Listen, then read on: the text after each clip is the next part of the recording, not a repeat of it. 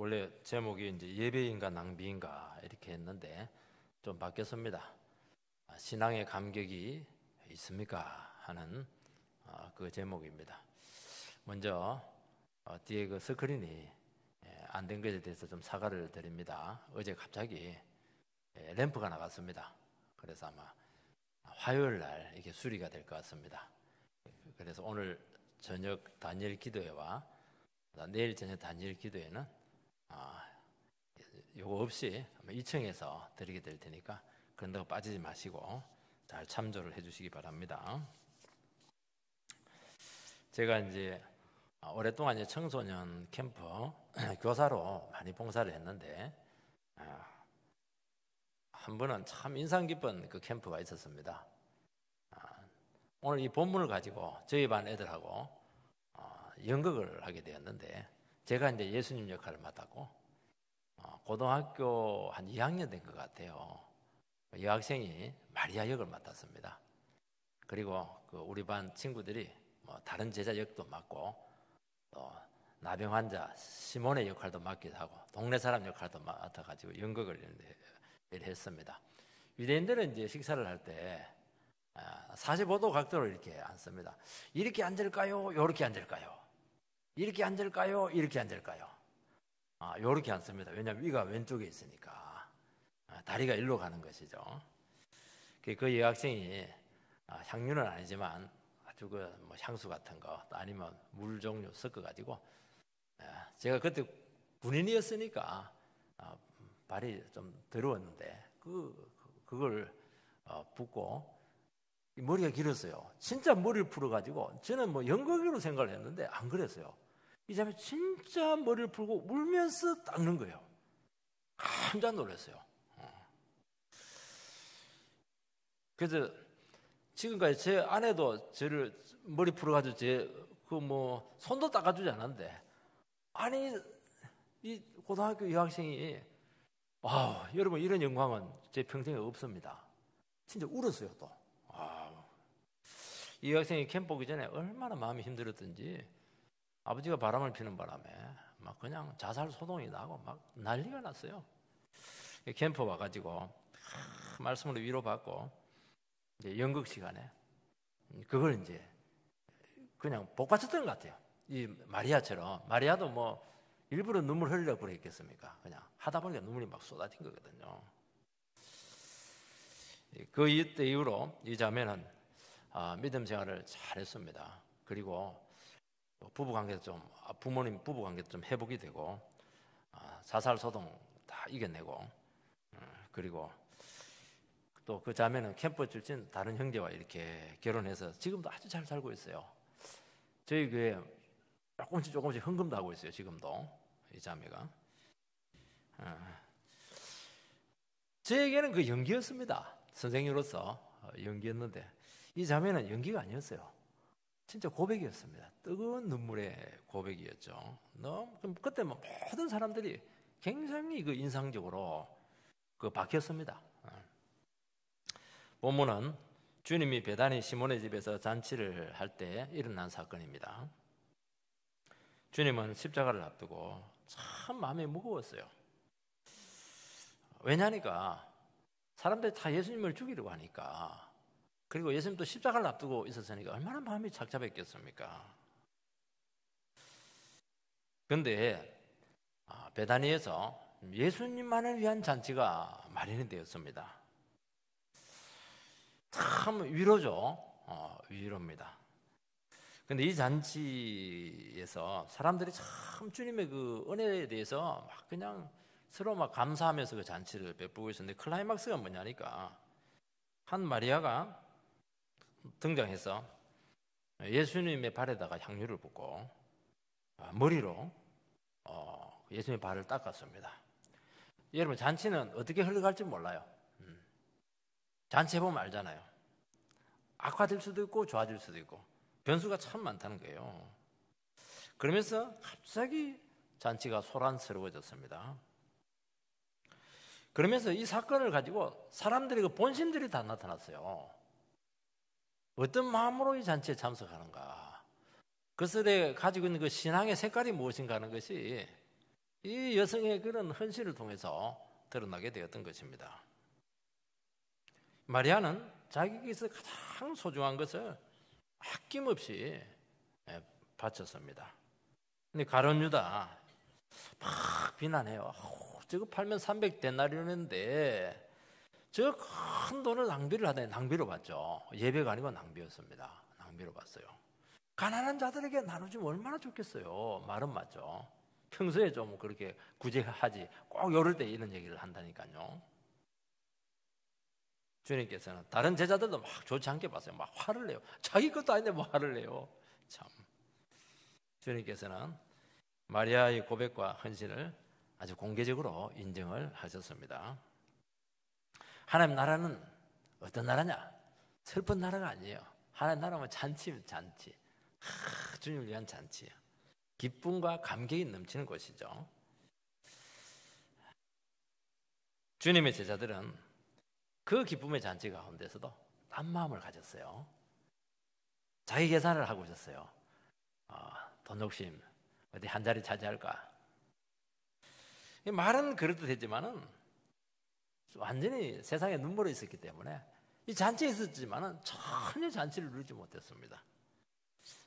예수님께서는 그것을 들춰내시기도 하고, 우리의 신앙이 정말 어떤 신앙이 되어야 될 것인가?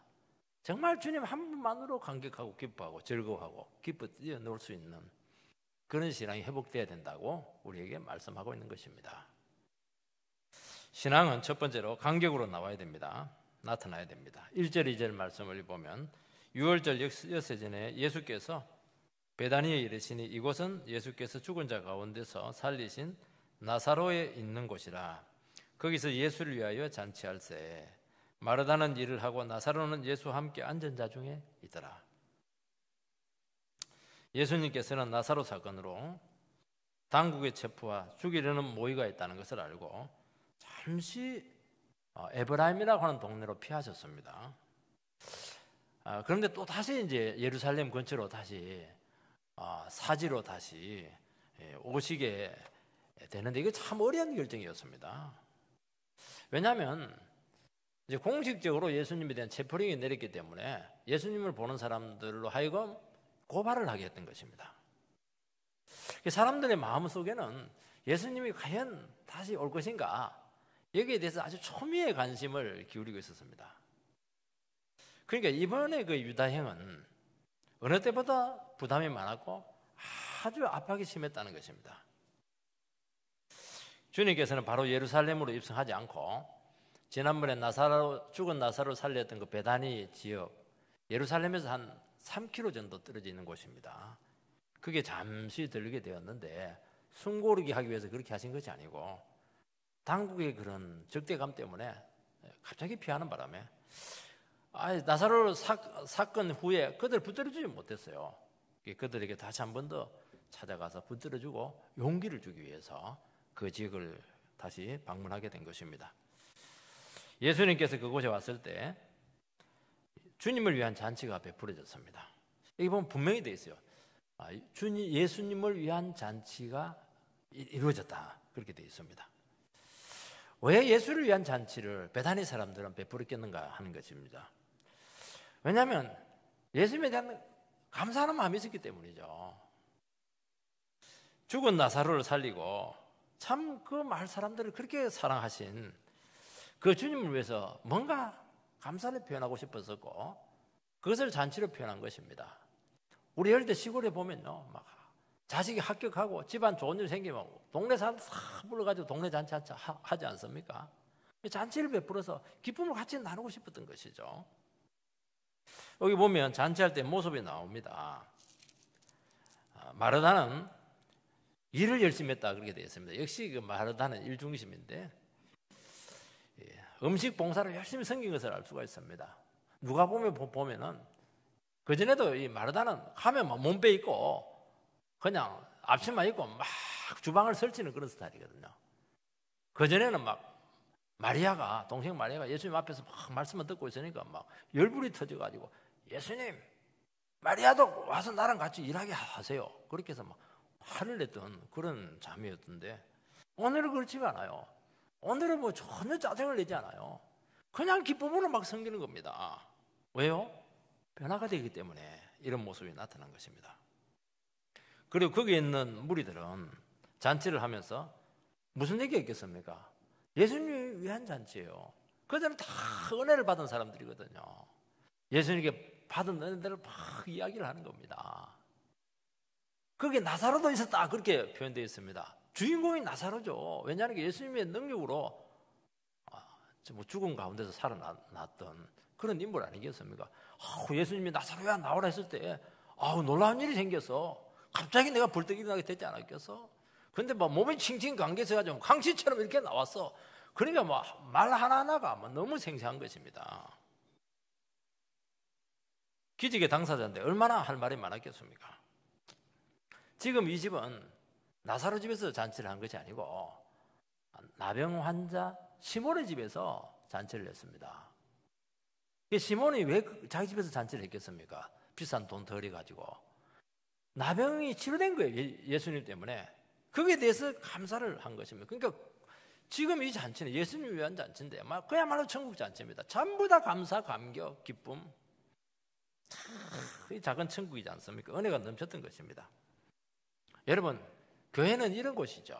교회는 잔치하는 곳입니다. 뭘 잔치합니까? 받았던 은혜들, 기쁨들, 감사들을 막 나누는 거예요. 은혜와 사랑은 나눌수록 커지게 되어 있는 것입니다. 풍성해져 있는 것입니다. 참 기쁘고 감사해서 예수님은 정말 마음이 답답했는데 참 위로가 되었던 것을 알 수가 있습니다. 다 나를 적대한 줄 알았는데 그렇지가 않은 거예요. 정말 예수를 소중하게 생각하는 그 작은 무리들 가운데 주님께서 얼마나 행복했겠습니까? 근데 이걸로 끝나는 게 아니었어요. 클라이막스가 하나 남아있었던 것입니다.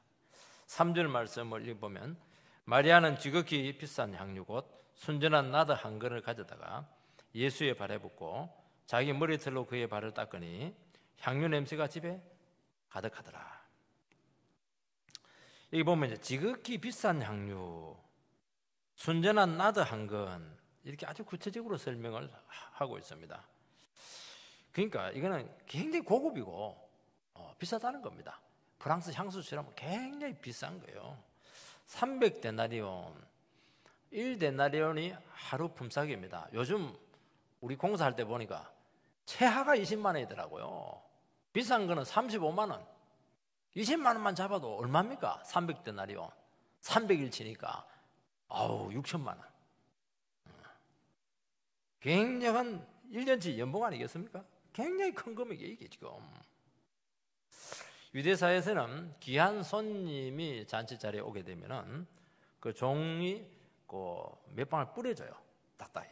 뿌려주지. 스킨처럼 막 바로 이렇게 하지 않아요. 여러분, 향수를 스킨처럼 바른 사람 어디 있습니까? 로션처럼 톡톡톡톡 이렇게 하지 않겠습니까? 귀하기 때문이죠. 근데 마리아는 향유갑을 깨뜨렸습니다.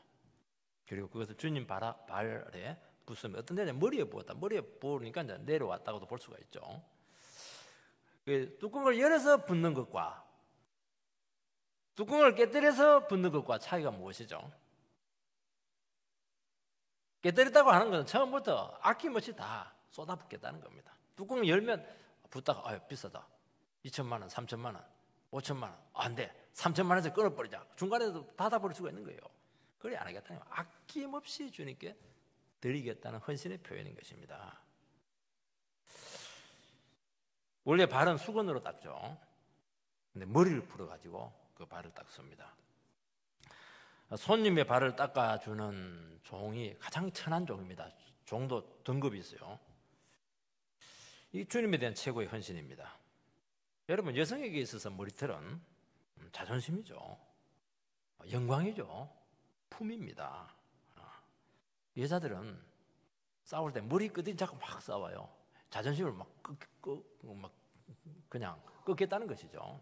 남자들은 멱살 잡고 합니다. 권위의 손상이에요, 이게. 싸우는 게 좀 달라요. 그러니까 그 당시에는 머리를 푼다고 하는 것은 정말 창녀들이 하는 정말 품이 없는 행동이었습니다. 사람들은 막 당황했어요. 막 조롱했습니다. 품격 없어라. 그리고 막 난잡한 막 이상한 생각을 했을 수가 있습니다. 마리아의 행동은 아무리 봐도 이게 도가 지나쳤고 이게 너무 이게 한계를 넘었다는 것을 알 수가 있습니다. 그런데 이것이 우리의 신앙의 모습을 너무나 잘 보여주고 있다는 것이죠. 여러분, 신앙은 도가 넘어야 돼요. 신앙은 한계를 넘어야 되는 겁니다. 우리는 주를 위해서 시간과 물질을 쓰면 아깝다 그런 생각을 합니다. 자기를 위해서는 막 쓰는데 그렇지가 않아요. 주님께 드리기로 결단하고 시간이 지나고 하면 자꾸 후회가 되고 자꾸 이게 카트가 됩니다.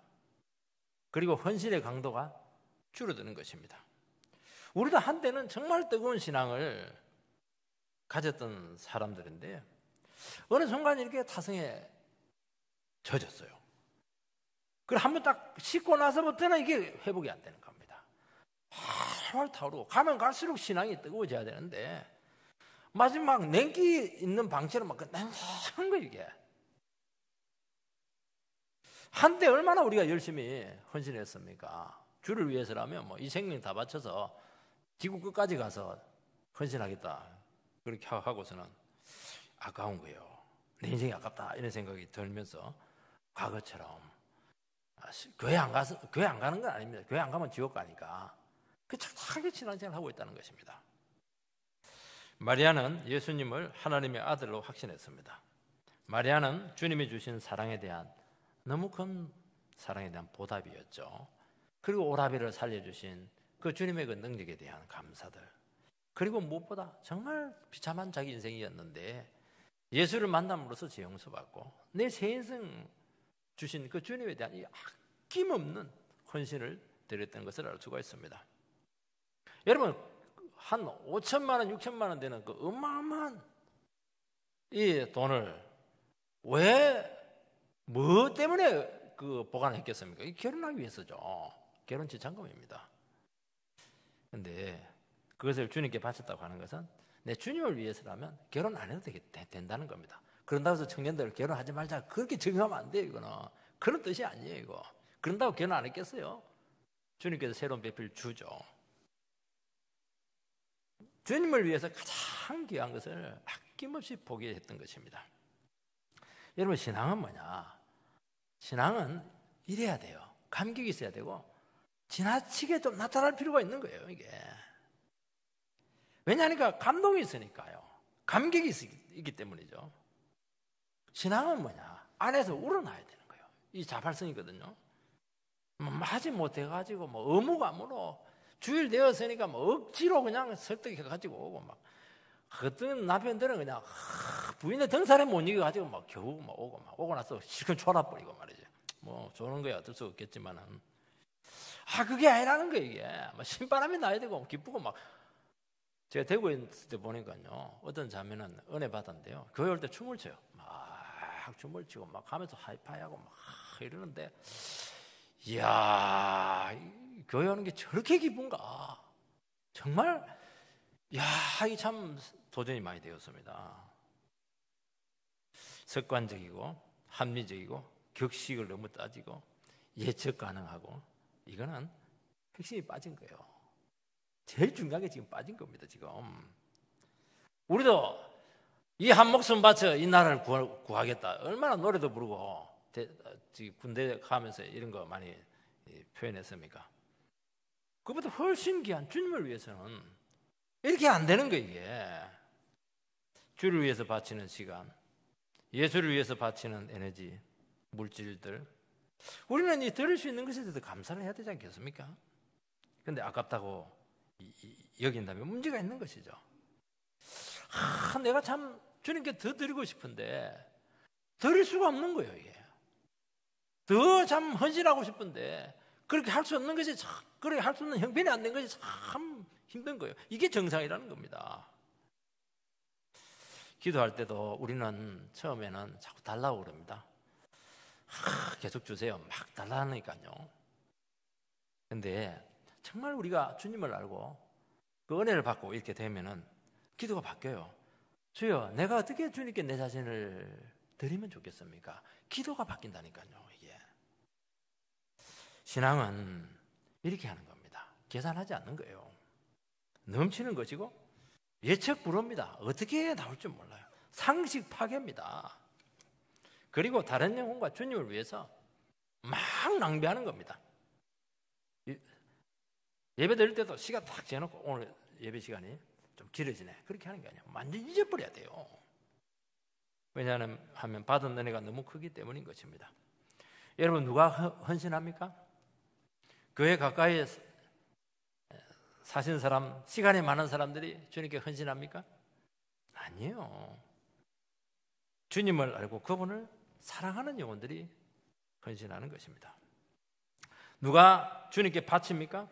가진 거 많고 너무너무 쓰다가 그냥 쓸데가 없어가지고 남아서 주님께 바치는 사람, 그렇게 되지 않아요. 주님이 너무 소중하기 때문에 내게 가장 귀한 거, 주님의 목숨을 기꺼이 바치는 것입니다.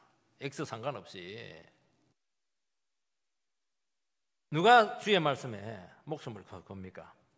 하나님의 말씀을 목숨과 한번 바꿔본 영혼들이 목숨을 건다는 것입니다.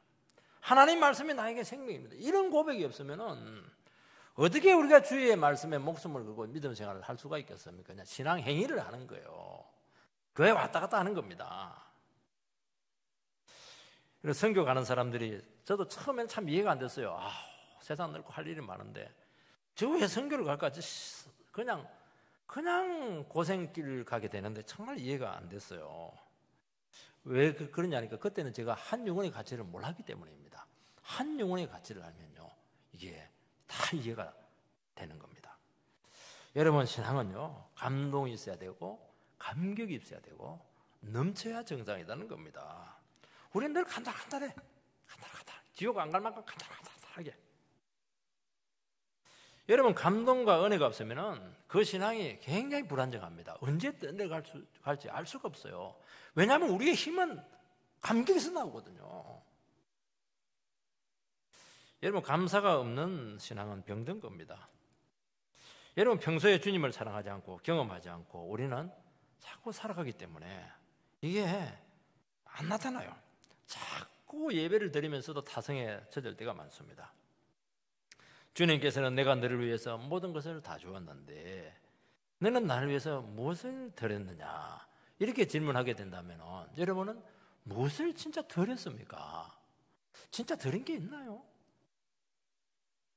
마르다처럼 좀 뭔가 진짜 중요한 걸 좀 드린 게 있나요? 그 질문해야 된다는 겁니다. 여러분, 주님을 위해서 우리는 낭비한 것이 없어요. 전부 다 계산해서 딱 그냥 지나치게 않도록 딱 그렇게 했던 것을 알 수가 있습니다. 저는 목회를 하면서 이 부분에 대해서 굉장한 도전을 받았습니다. 넌 목회를 한다고 하는데 나를 위해서 정말 산다고 그렇게 헌신하고 이렇게 했는데 넌 나를 위해서 뭘 드렸느냐, 그런 도전을 하게 되었습니다. 그때 저는 두 가지를 주님 앞에 드리게 되었습니다. 저는 세상적으로 비교하지 않고 세상적으로 잘 살 생각, 저는 일단 잘 살게 해주면 감사하겠지만 그거에 대해서 자유하겠습니다.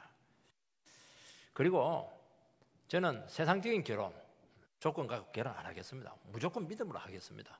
딱 두 가지를 저는 주님 앞에 드리게 되었어요. 또 목회를 또 하니까 또 주님께서 너 목회하면서 나에게 뭘 지금 드렸냐, 그 얘기하는 겁니다.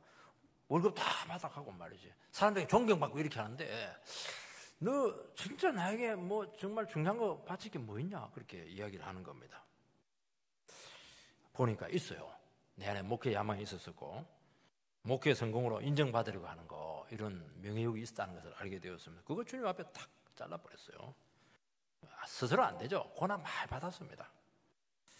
그러면서 목회가 조금씩 시작이 되었고, 그리고 신앙의 감격이 되살아나는 것을 경험했습니다. 이게 돼야 돼요. 주님 앞에 뭘 바쳤냐, 뭘 더 드렸느냐, 먹다 남은 거 막 주고, 아니죠. 참 소중한 건 뭘 나에게 주었냐, 이것이 안 되면서 어떻게 감격이 있고 목숨을 걸고 주를 위해서 산다고 하고, 그 말로 때우는 겁니다. 그건 우리가 주님을 알고 은혜를 체험했다면, 그리고 재용서 받고 새 사람이 되었다면 감사와 감격은 당연하다는 겁니다. 지옥 갈 죄인을 하나님께서 그 존귀한 자녀로 만들지 않았습니까? 그것만 해도 모든 것이지 않겠습니까? 우리 자신을 찾았습니다. 주님을 알아가고 있고 우리는 날마다 주님을 새롭게 발견을 하는 것이죠. 여기서 감격이 오는 것입니다. 한두 번 막 큰 체험하고 아니에요. 지속적인 주님과의 관계 속에서 날마다 주님의 은혜를 체험하고 이렇게 할 때 계속 신앙에 불이 붙는 것이지 아닙니다. 한때 뜨거웠다. 그게 보장해 줄 수 있는 게 없는 거예요. 여러분, 신앙은 새 인생을 주시고 성령을 주신 것에 대한 감사와 헌신으로 표현이 돼야 된다는 것입니다. 우리는 어느 순간 신앙이 느슨해지고 있고 넘치지가 않아요. 그리고 인색해요. 굉장히 계산적입니다. 왜 그래요? 은혜가 떨어져서 그렇고 주님의 사랑을 지금 잊어버리고 있기 때문인 것입니다. 여러분, 항상 기억해야 될 게 뭐냐? 하나님 나라를 위해서, 주님을 위해서 낭비하는 것은 이거는 절대로 손해가 아닙니다. 여러분, 막 낭비하세요. 하나님께 크게 쓰인 하나님의 사람들 중에서 인색한 사람은 없어요. 막 다 바쳐요. 나중에 보면요, 하나님만 30배, 60배, 100배로 축복을 한다니까요. 이걸 믿지 못하는 게 이것을. 주님이 뭐 가난한 분입니까? 온 모든 것이 다 하나님 것인데요.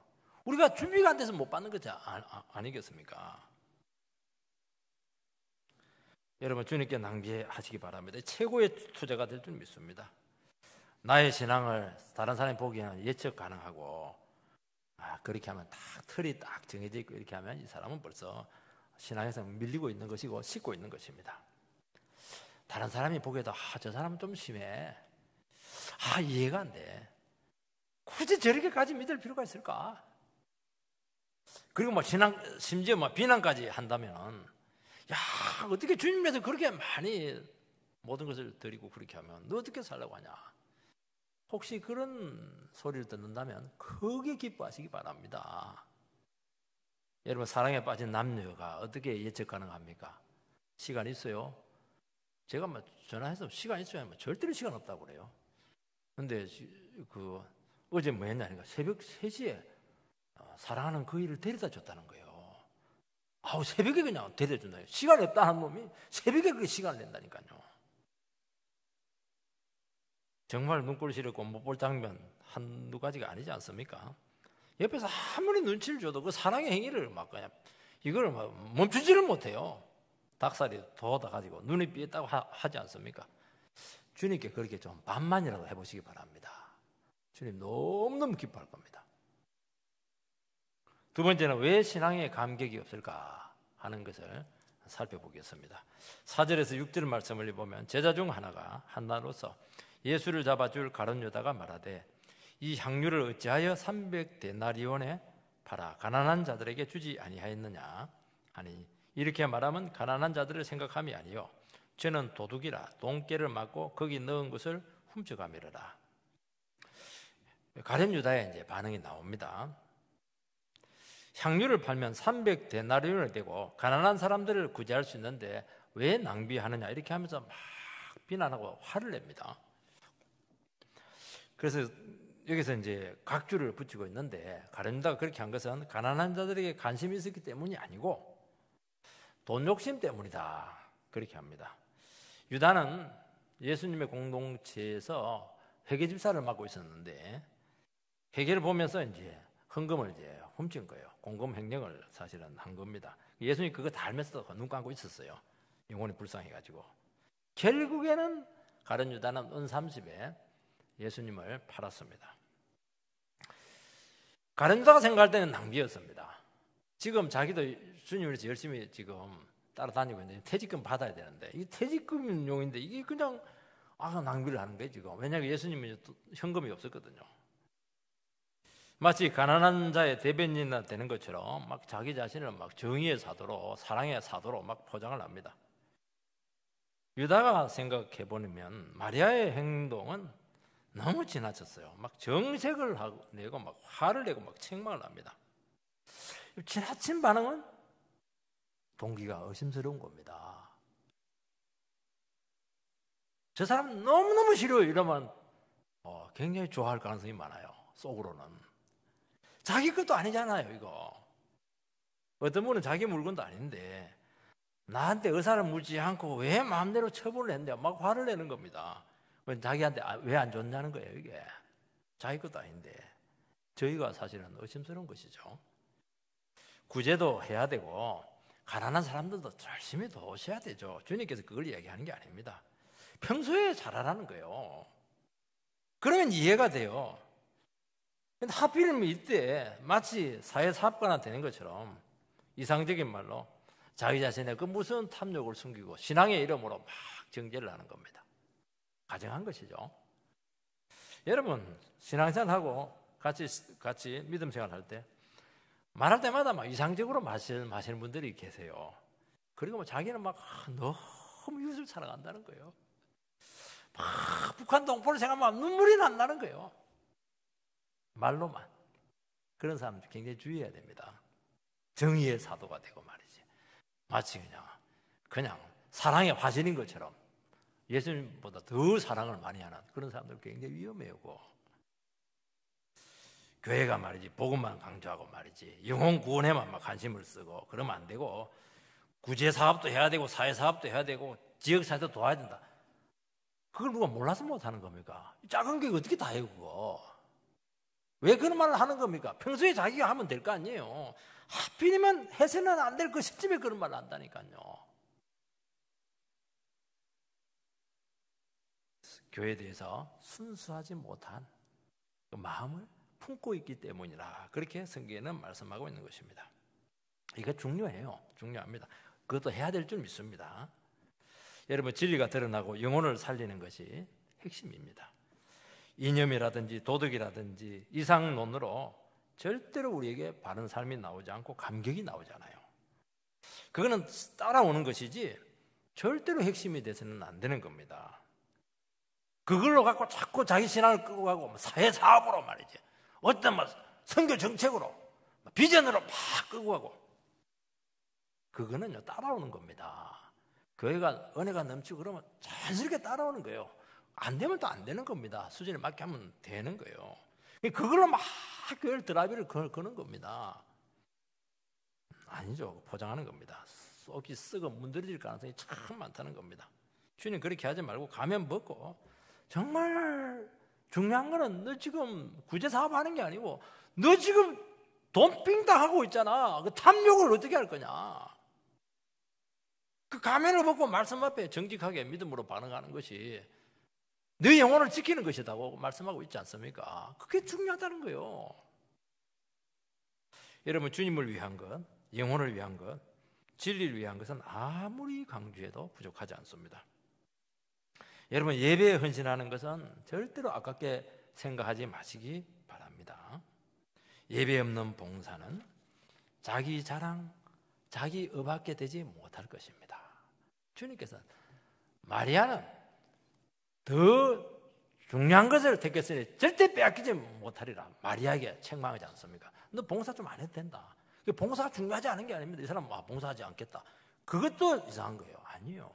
먼저 하나님의 말씀 앞에 무릎 꿇고 그 말씀의 은혜를 받으라는 겁니다. 그거 안 하고 막 봉사하고 이렇게 하니까 화를 냈던 거예요. 마르다가. 여러분 예배를 위한 것은 가장 귀한 것으로 드려져야 될 줄 믿습니다. 예배는 최상의 존재에게 최상의 것을 아낌없이 쏟고 낭비하는 것입니다. 우리 예배가 냉랭한 이유는 아무도 낭비하잖아요. 전부 다 인색하기 때문에 은혜가 나타나지 않는 것입니다. 우리는 예배를 드리면서 오늘 이 시간 주님 앞에 기도해야 될 줄 믿습니다. 나는 지금 무엇을 드리고 있나? 나는 지금 무엇을 희생하고 있나? 그에 대해서 지금 주님께서는 우리에게 질문하고 있는 것입니다. 우리가 시시한 것을 드리게 된다면 우리가 드리는 예배의 대상이신 하나님은 나에게 있어서는 다른 사람은 몰라 시시한 분이에요. 내가 주님께 작은 것을 드리게 된다면 다른 사람은 몰라도 나에게 있어서 그분은 크신 하나님이 될 수가 없는 것입니다. 극장에 오듯이 목사 설교 얼마나 잘하나 누가 봤나 사람 만나러 한다든지 이런 것들은 참 벌써 주님께서 아시거든요. 역사가 나타날 수가 없다는 것입니다. 쓰고 남은 시간 드리고 남은 물건 드리고 그렇게 해서 어떻게 우리가 감격이 살아날 수가 있겠습니까?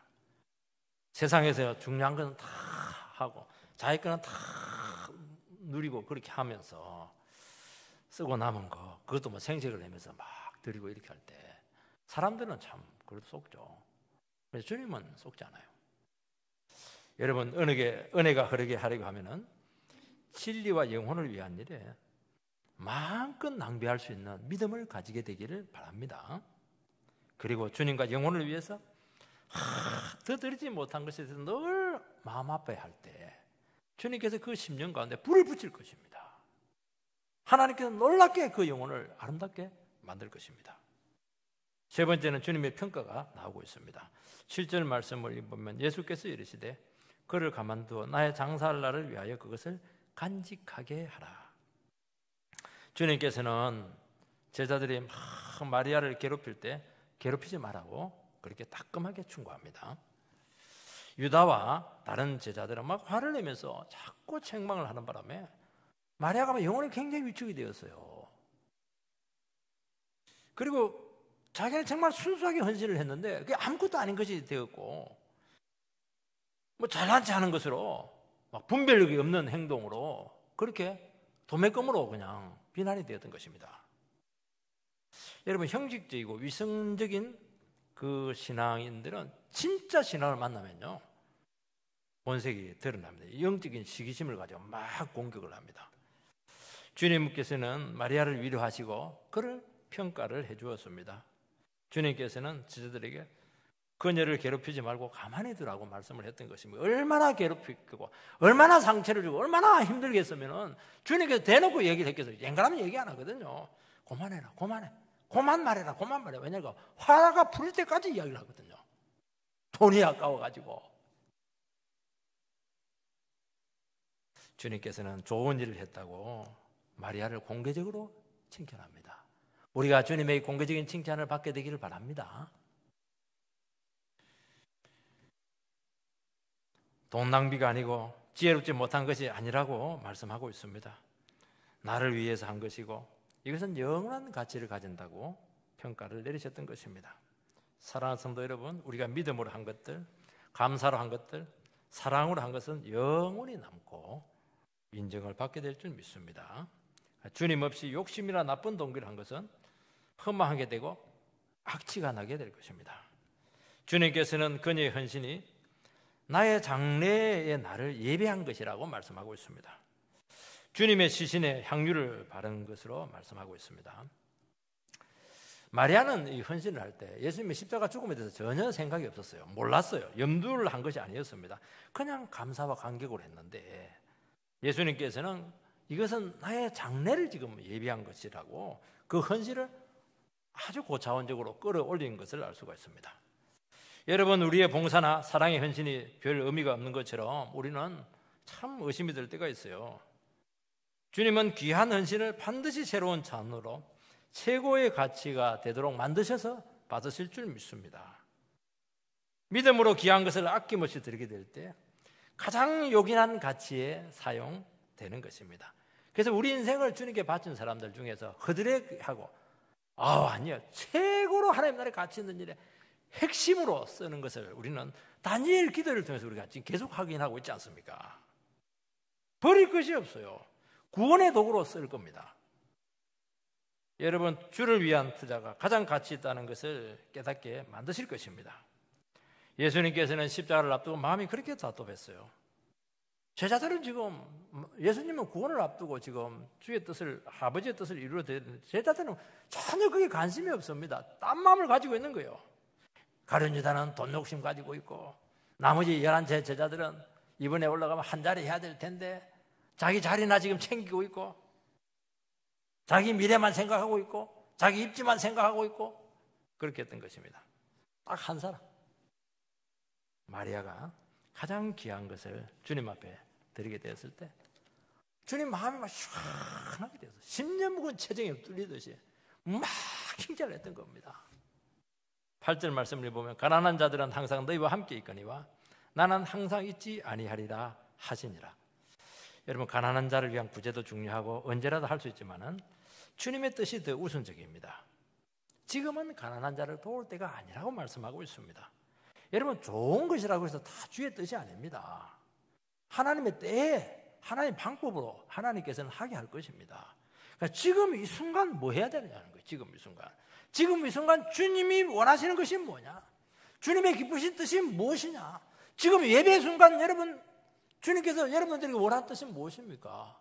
예배에서 주님께 영광 돌리는 것이지 않습니까? 딴 생각 안 한 것만 해도 잘하는 거예요. 지금 마리아는 주님에 대한 유대사의 적대감과 긴장감을 느끼고 있었습니다. 조금이라도 주님께 위로가 되고 동참하는 심정으로 가장 귀한 것을 드렸던 것입니다. 여러분, 주님이 주신 그 귀한 믿음의 생각, 오늘 이 시간에 예배를 드리면서 너무 헌신하고 싶은 마음이 생기지 않아요? 그걸 놓치지 않아야 돼요. 그게 귀한 겁니다. 그거 하라는 거예요. 그거 성령이 주시는 귀한 감동 있잖아요. 그 감동을 살려가라는 거예요. 이게 끄지 말고, 텔레비 보고 끄지 말고, 제자들처럼 땀만 품고 여차하면 도망갈 생각이나 하고 있고, 한 자리나 차지하려고 한몫 챙기려고 하니까 어떻게 주님의 마음을 읽을 수가 있겠습니까? 가장 귀한 축복을 빼앗게 될 것입니다. 오늘 우리 시간 주님 앞에 정말 마리아처럼 인정받고 향기가 나는, 예수의 향기가 나는 은혜가 있게 되기를 주의 이름으로 축원드립니다.